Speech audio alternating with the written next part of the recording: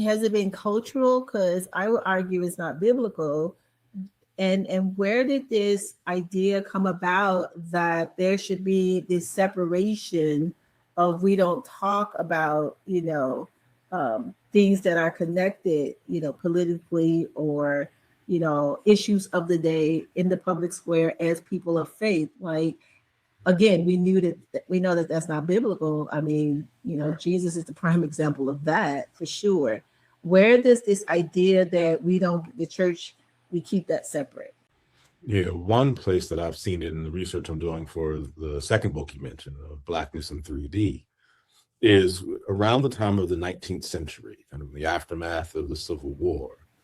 There develops this idea of the lost cause mythology. And one of the ideas in this lost cause is this idea that the gospel should be spiritualized. And in this spiritualization of the gospel, the idea becomes the gospel is about individual growth, individual piety, and institutions of the state are not to be touched by the church. You can maybe get godly people in institutions and have godly people making policy, but the idea that policy itself should be godly, or the institutions themselves should be designed in godly ways, that's something that gets a lot of traction.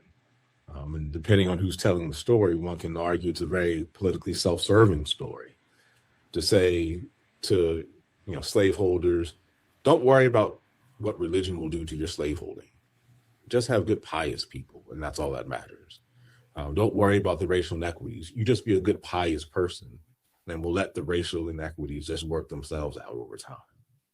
So the 19th century is one place where scholars like Jamar Tisby and Stephen Haynes and others will locate the growth of this idea.